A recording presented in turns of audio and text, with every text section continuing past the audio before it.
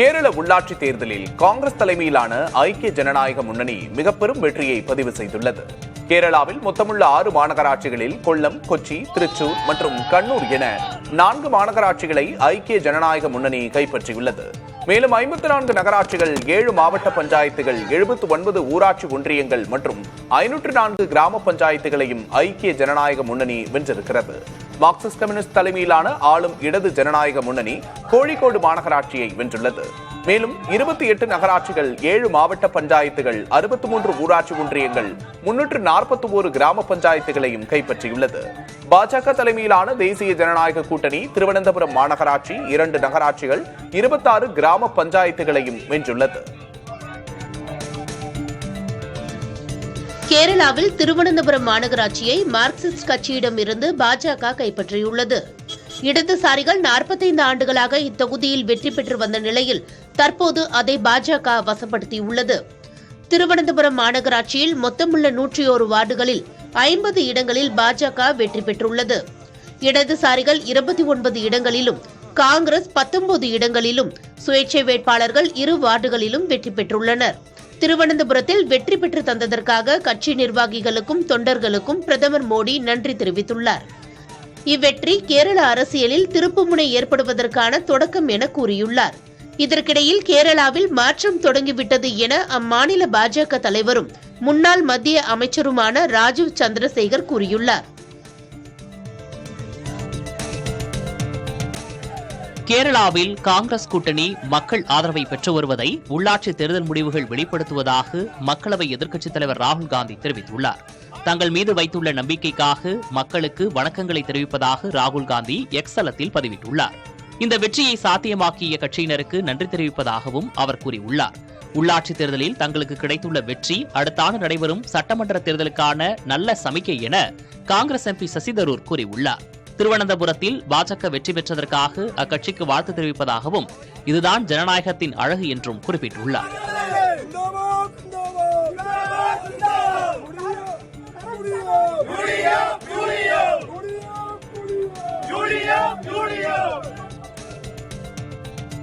கேரள உள்ளாட்சி தேர்தலில் ஐக்கிய ஜனநாயக முன்னணி பெற்ற வெற்றிக்காக கேரள மக்களுக்கு பிரியங்கா காந்தி தனது நன்றிகளை தெரிவித்துள்ளார்.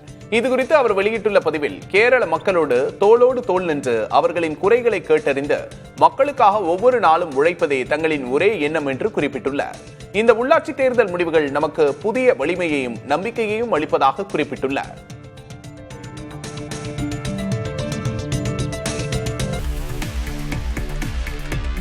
திருவண்ணாமலையில் திமுக இளைஞரணி நிர்வாகிகள் சந்திப்பு நடைபெறும் விழா வளாகத்தை துணை முதல்வர் உதயநிதி ஸ்டாலின் ஆய்வு செய்தார். திருவண்ணாமலை மலப்பாம்பாடி கிராமத்தில் திமுக வடக்கு மண்டல இளைஞரணி நிர்வாகிகள் சந்திப்பு நடைபெறவுள்ளது. இதனையொட்டி அம்மாவட்டத்துக்கு வந்த உதயநிதி ஸ்டாலினுக்கு அமைச்சர் ஏவவேலு தலைமையில் மேளதாளங்கள், பறை இசை முழங்க உற்சாக வரவேற்பு அளிக்கப்பட்டது. பின்னர் நிகழ்ச்சி நடைபெறும் இடத்திற்கு சென்ற உதயநிதி ஸ்டாலின் அங்கு அமைக்கப்பட்டுள்ள 2 சிறப்பு மருத்துவ முகாம்களை திறந்து வைத்தார். பேட்டரி வாகனத்தில் விழா நடைபெறும் இடத்தை ஆய்வு செய்தார். மேலும் அங்கு அமைக்கப்பட்டுள்ள திமுக வரலாற்று புகைப்பட கண்காட்சியையும் பார்வையிட்டார்.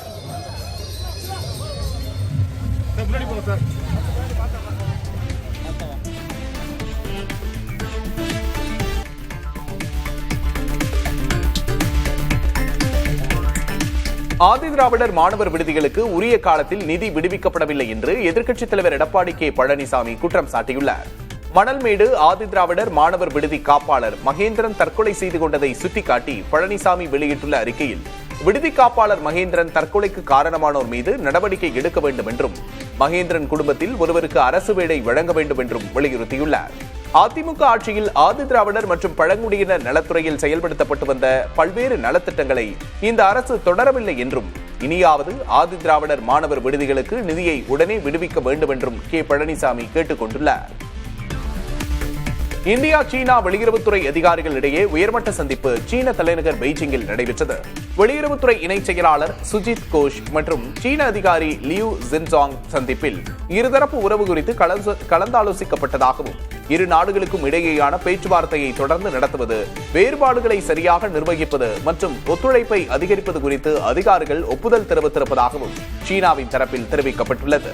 வெளியுறவுத்துறை இணை செயலாளர் சுதீஷ் கோஷ் உடனான சந்திப்பு சரியான சமயத்தில் நிகழ்ந்த பயனுள்ள சந்திப்பு என்று இந்தியாவில் உள்ள சீன தூதரகம் தெரிவித்துள்ளது.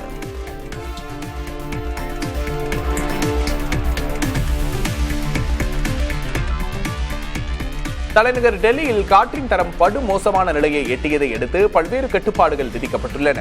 டெல்லியில் சனிக்கிழமை மாலை காற்றின் தரம் 478 என்ற அபாய குறியீட்டை எட்டியது. மத்திய மாசு கட்டுப்பாட்டு வாரியம் வெளியிட்ட இத்தகவலை அடுத்து உடனடியாக டெல்லி மற்றும் அருகாமையில் உள்ள பகுதிகளில் பல்வேறு கட்டுப்பாடுகள் அமலுக்கு வந்துள்ளன. அதன்படி அத்தியாவசியமற்ற அனைத்து கட்டுமான பணிகளுக்கும் தற்காலிக தடை விதிக்கப்பட்டுள்ளது. மேலும் அத்தியாவசிய பொருட்களை ஏற்றிச் செல்லாத ட்ரக்குகளும் டெல்லிக்குள் நுழைய தடை விதிக்கப்பட்டுள்ளது. அரசு மற்றும் தனியார் அலுவலக பணியாளர்களில் 50% பேர் வீட்டிலிருந்தே பணிபுரியவும் அறிவுறுத்தப்பட்டுள்ளது.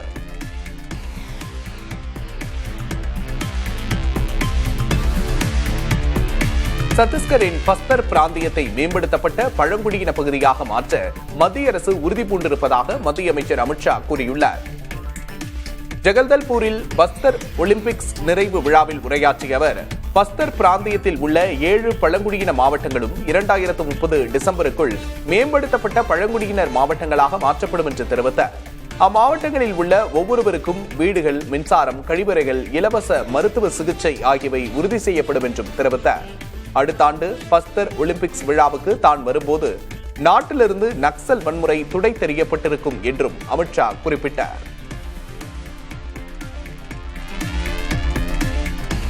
ஏஐ தொழில்நுட்ப விநியோக சங்கிலியில் சீனாவின் ஆதிக்கத்தை குறைக்கும் நோக்கில் அமெரிக்கா தலைமையிலான 9 நாடுகளின் பாக்சிலிகா கூட்டணியிலிருந்து இந்தியா விலக்கப்பட்டது குறித்து பிரதமர் நரேந்திர மோடியை நோக்கி காங்கிரஸ் கட்சி கேள்வி எழுப்பியுள்ளது. சிப் தயாரிப்புக்கான அடிப்படையான சிலிக்கான் விநியோக சங்கிலியை பாதுகாப்பது இக்கூட்டணியின் முக்கிய நோக்கமாகும். அமெரிக்கா, ஜப்பான், தென்கொரியா உள்ளிட்ட நாடுகள் உறுப்பினர்களாக உள்ள இந்த முக்கியமான கூட்டணியில் இந்தியா புறக்கணிக்கப்பட்டது ட்ரம்ப் மோடி உறவில் ஏற்பட்ட விரிசல் காரணமாக இருக்கலாம் என்று காங்கிரஸ் பொதுச் செயலர் ஜெய்ராம் ரமேஷ் சுட்டிக்காட்டியுள்ளார். இந்தியாவுக்கு கிடைத்த ஒரு வாய்ப்பு நழுவியதாக அவர் குறிப்பிட்டுள்ளார்.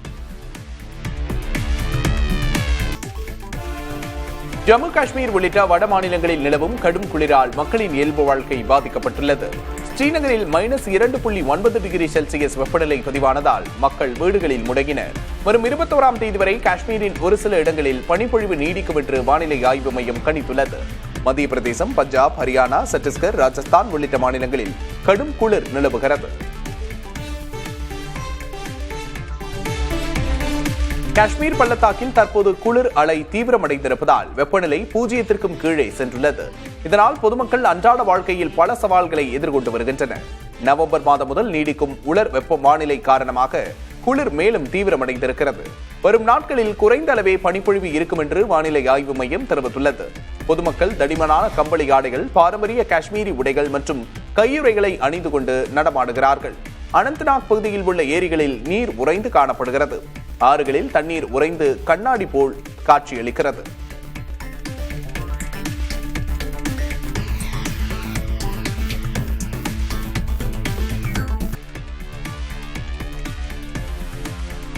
சென்னையில் நடைபெற்ற ஸ்குவாஷ் உலகக்கோப்பை அரையிறுதிப் போட்டியில் நடப்பு சாம்பியன் எகிப்து அணியை 3-0 என்ற கணக்கில் வீழ்த்தி இந்திய அணி முதல் முறையாக இறுதிப் போட்டிக்கு முன்னேறி வரலாறு படைத்தது. இந்தியாவின் வேலவன் செந்தில்குமார், 17 வயது அனாஹத் சிங் மற்றும் நம்பர் 1 வீரர் அபய் சிங் ஆகியோர் சிறப்பான ஆட்டத்தை வெளிப்படுத்தினர். இறுதிப் போட்டி இன்று மாலை 5 மணிக்கு சென்னையில் நடைபெறுகிறது. இதில் ஹாங்காங் அணியோடு இந்திய அணி மோதுகிறது. Very important few shots for everyone, for India as well as for Egypt. Just slips out. Not up. 7-6. Victory for India. Match to India. 3 games to 1. India is in the finals. 7-5, 6-7, 7-5, 7-6. நிலுவை வழக்குகளை விசாரிப்பதற்காக ராஜஸ்தான் உயர்நீதிமன்றம் ஒவ்வொரு மாதமும் 2 சனிக்கிழமைகள் செயல்பட முடிவு செய்துள்ளது. இதன் மூலம் உயர்நீதிமன்றத்தின் வேலை நாள் ஆண்டுக்கு 210 230 உயரும். நாட்டிலேயே முதல் முறையாக ஒரு உயர்நீதிமன்றம் நிலுவையில் உள்ள வழக்குகளை விரைந்து முடிப்பதற்காக தனது வேலை நாட்களை அதிகரிப்பது குறிப்பிடத்தக்கது. இதனைத் தவிர ஜெய்ப்பூர் மற்றும் ஜோத்பூரில் மேஜிஸ்ட்ரேட் மட்டத்திலான மாலை நேர நீதிமன்றத்தை அமைக்கவும் ராஜஸ்தான் உயர்நீதிமன்றம் முடிவு செய்துள்ளது.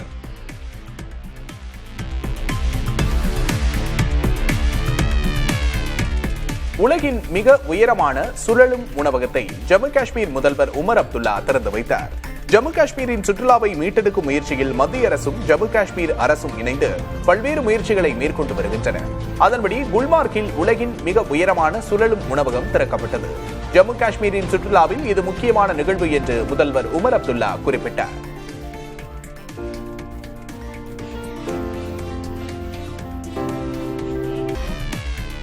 ரஷ்யாவிலிருந்து நாடு திரும்பிய தங்கள் நாட்டு ராணுவ வீரர்களை வடகொரிய அதிபர் கிம் ஜாங் உன் நேரில் வரவேற்றுள்ளார். அப்போது சர்க்கர நாற்காலியில் இருந்த வீரரை கிம் ஜாங் உன் தழுவி வரவேற்பளித்தார். வடகொரிய ராணுவத்தில் பொறியியல் பிரிவைச் சேர்ந்த இவ்வீரர்கள் உக்ரைனுக்கு எதிரான யுத்தத்தில் சண்டை மற்றும் பொறியியல் பணிகளில் ஈடுபட்டதாக அந்நாட்டு ஊடகம் கூறியுள்ளது.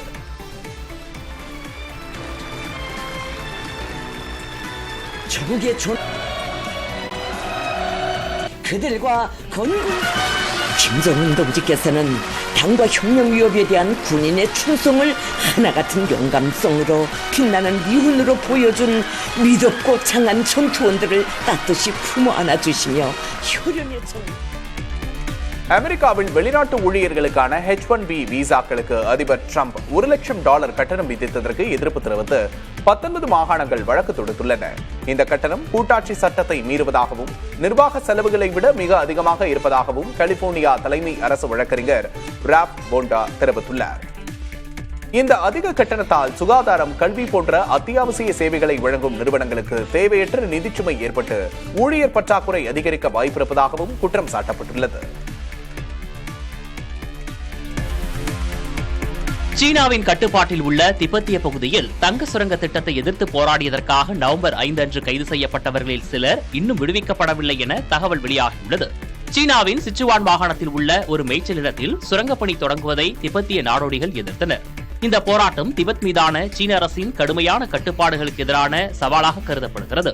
இது தொடர்பாக கைது செய்யப்பட்ட சுமார் 60 பேரில் 11 பேர் இன்னும் காவலில் வைக்கப்பட்டுள்ளனர் என்று திபெத்திய அரசு தெரிவித்துள்ளது. கேரள மாநிலம் கொல்லம் அருகே உள்ள கோவிலில் நடைபெற்ற திருவிழாவுக்கு அழைத்து வரப்பட்ட யானை ஒன்று திடீரென்று மிரண்டு ஓடியது. இதனால் அப்பகுதியில் பரபரப்பு ஏற்பட்டது. தகவல் அறிந்த வனத்துறையினர் சம்பவ இடத்துக்கு விரைந்து வந்து நீண்ட நேர முயற்சிக்கு பிறகு யானையை பாதுகாப்பாக கட்டுப்பாட்டுக்குள் கொண்டு வந்தனர். இந்த சம்பவத்தில் உயிர் சேதம் எதுவும் ஏற்படவில்லை. யானை திடீரென மிரண்டு ஓடுவதை அங்கிருந்தவர்கள் பதிவு செய்த காட்சிகள் சமூக ஊடகங்களில் வெளியாகி தற்போது பரவலாக பகிரப்பட்டு வருகின்றது.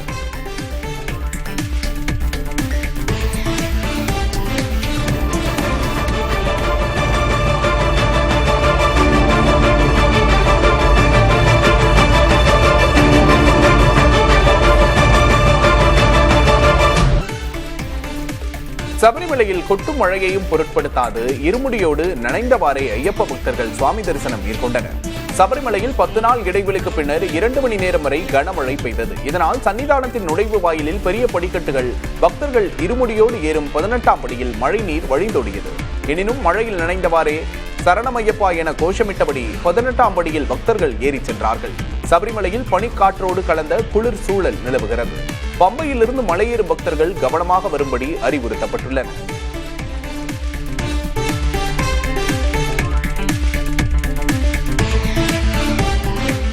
இண்டிகோ நிறுவனத்தின் ஒரு விமானம் ராஞ்சி விமான நிலையத்தில் தரையிறங்கும் போது ஓடுபாதையில் அதன் வால் மோதியதால் பயணிகள் அதிர்ச்சியடைந்தனர்.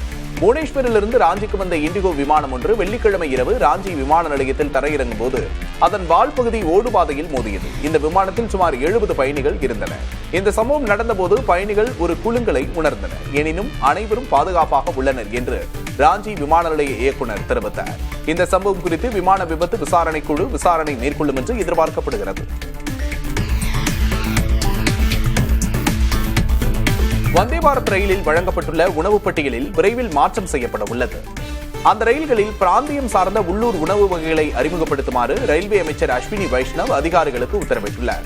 இது பயணிகளின் அனுபவத்தை மேம்படுத்தும் என்று எதிர்பார்க்கப்படுகிறது. வந்தே பாரத் ரயில்களை தொடர்ந்து பிற ரயில்களிலும் பிராந்திய உணவு வகைகள் வழங்குவது விரிவுபடுத்தப்படும் என்று அதிகாரிகள் கூறியுள்ளனர்.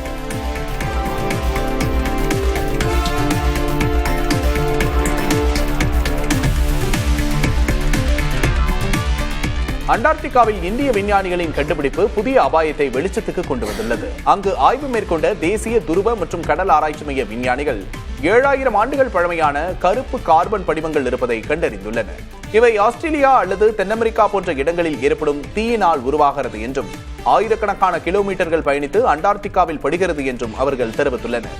இந்த கருப்பு கார்பன் படிமங்கள் வெப்பத்தை அதிகமாக உறிஞ்சி பனி உருகுவதை வேகப்படுத்தும் என்றும் இதனால் உலகளாவிய கடல் மட்டம் பெரிய அளவில் உயர்ந்து பாதிப்பை ஏற்படுத்தும் என்றும் எச்சரிக்கிறார்கள். புவி வெப்பமயமாதலால் உலகளவில் காட்டுத்தீ ஏற்படுவது அதிகரித்து வருகின்றது. இதனால் உருவாகும் கருப்பு கார்பன் படிவங்கள் அண்டார்டிகாவில் படிந்து பனி உருகுவதை வேகப்படுத்தினால் கடல் மட்டம் உயரும் என்று அஞ்சப்படுகிறது. அவ்வாறு கடல் மட்டம் உயர்வதால் இந்திய நகரங்களின் பகுதிகள் மூழ்கும் நிலை ஏற்படும். எனவே இந்த கருப்பு கார்பன் தொடர்பான ஆய்வை இந்திய விஞ்ஞானிகள் தீவிரப்படுத்தி இருக்கிறார்கள்.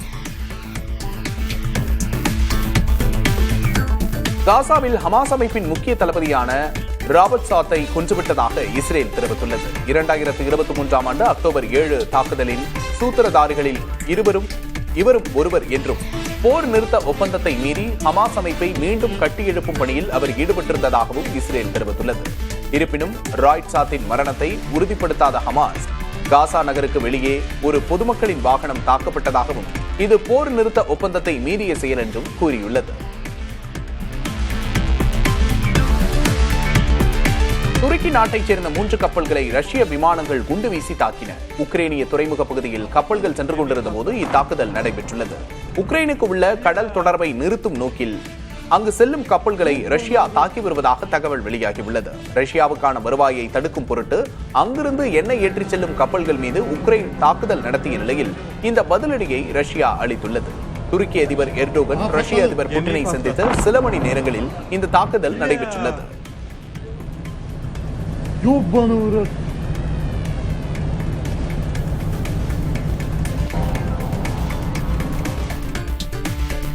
கிறிஸ்துமஸ் தினத்தன்று அமெரிக்காவில் உள்ள தனது 4600க்கும் மேற்பட்ட விற்பனை அகங்களும் மூடப்பட்டிருக்கும் என்று வால்மார்ட் நிறுவனம் தெரிவித்துள்ளது. தங்கள் ஊழியர்கள் கிறிஸ்துமஸ் பண்டிகையை கொண்டாடும் விதமாக இந்த முடிவை அந்நிறுவனம் எடுத்துள்ளது. மேலும் டிசம்பர் 24ஆம் தேதி காலை 6 மணி முதல் மாலை 6 மணி வரை மட்டுமே தங்கள் விற்பனை அகங்கள் திறந்திருக்கும் என்றும் அந்நிறுவனம் தெரிவித்துள்ளது.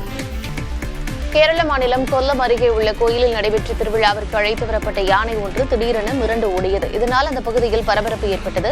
தகவல் அறிந்த வனத்துறையினர் சம்பவ இடத்திற்கு விரைந்து வந்து நீண்ட நேர முயற்சிக்கு பிறகு யானையை பாதுகாப்பாக கட்டுப்பாட்டிற்குள் கொண்டு வந்தனர்.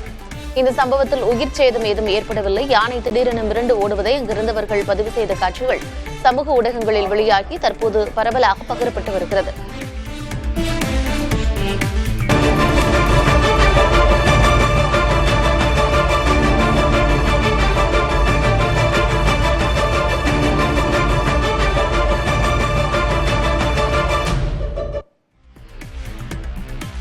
சரவணா ஸ்டோர்ஸ் கோல்ட் பேலஸ் கடன் மோசடி வழக்கில் நீதிமன்ற உத்தரவின் பேரில் அமலாக்கத்துறையால் இந்தியன் வங்கிக்கு 275 கோடி ரூபாய் திரும்ப கிடைத்துள்ளது.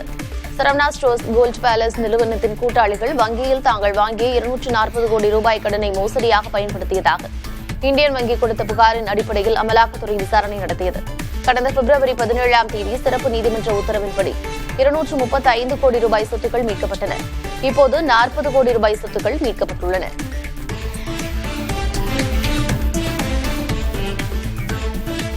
பாகிஸ்தானுக்குள் தனது எக்ஸ் தள பதிவுகளின் ரீச் கிட்டத்தட்ட பூஜ்ஜியமாக்கப்பட்டுள்ளதாக அந்நாட்டின் முன்னாள் பிரதமர் இம்ரான்கானின் முன்னாள் மனைவி ஜெமிமா கோல்ட்ஸ்மித் குற்றம் சாட்டியிருக்கிறார். இம்ரான்கான் தொடர்பாக பதிவிட்டால் அதன் ரீச்சை அல்காரிதம் கட்டுப்படுத்துவதாக குரோக் ஏஏஏ கூறுவதாகவும் தெரிவித்துள்ளார். எலான் மஸ்கை குறிப்பிட்டு நீங்கள் பேச்சுரிமைக்கு உறுதியளித்துள்ளீர்கள் என்று கூறியுள்ள ஜெமிமா கோல்ட்ஸ்மித் இது தொடர்பாக நடவடிக்கை எடுக்கவும் வலியுறுத்தியுள்ளார். விவகாரத்திற்கு பிறகும் ஜெமிமா கோல்ட்ஸ்மித் இம்ரான்கானுக்கு ஆதரவாக குரல் எழுப்பி வருகிறார். இந்திய கம்யூனிஸ்ட் கட்சியின் மூத்த தலைவர் ஆர் நல்லகண்ணு உடல்நலக்குறைவு காரணமாக சென்னை ராஜீவ்காந்தி அரசு மருத்துவமனையில் அனுமதிக்கப்பட்டுள்ளார். ஏற்கனவே சில தினங்களுக்கு முன்னர் மூச்சு திணறல் காரணமாக மருத்துவமனையில் சிகிச்சை பெற்று வீடு திரும்பிய அவருக்கு தற்போது மீண்டும் அதே பாதிப்பு ஏற்பட்டுள்ளதாக கூறப்படுகிறது. இதனையடுத்து ராஜீவ்காந்தி மருத்துவமனையில் அனுமதிக்கப்பட்ட ஆர் நல்லகண்ணுவிற்கு மருத்துவர்கள் சிகிச்சை அளித்து வருகின்றனர். இந்திய குடும்பங்கள் அதிகம் வாங்கும் ஆடைகள் பட்டியலில் உள்ளாடைகள் முதலிடத்தில் உள்ளன. மத்திய புள்ளியியல் மற்றும் திட்ட அமலாக்க அமைச்சகத்தின் குடும்ப நுகர்வு செலவு கணக்கெடுப்பு தரவுகள் வெளியாகி உள்ளன. அதன்படி கணக்கெடுப்பில் கலந்து கொண்ட 95 விழுக்காடு குடும்பங்கள் கடந்த ஓராண்டில் உள்ளாடைகள், காலுறைகள் உள்ளிட்டவற்றை வாங்கியுள்ளன. 90 விழுக்காடு குடும்பங்கள் ரப்பர், பிவிசி காலணிகளை வாங்கியுள்ளன. அடுத்ததாக சட்டை, பேண்ட், சுடிதார் உள்ளிட்டவற்றை 88 விழுக்காடு குடும்பங்களும், துணிகள், புடவைகள், வேட்டிகள் உள்ளிட்டவற்றை 81 விழுக்காடு குடும்பங்களும் வாங்கியுள்ளன. அலுவலக ஆடைகள், பட்டு சேலைகள், திருமண உடைகள் ஆகியவற்றை 4 விழுக்காடிற்கும் குறைவான குடும்பங்களே வாங்கியுள்ளன.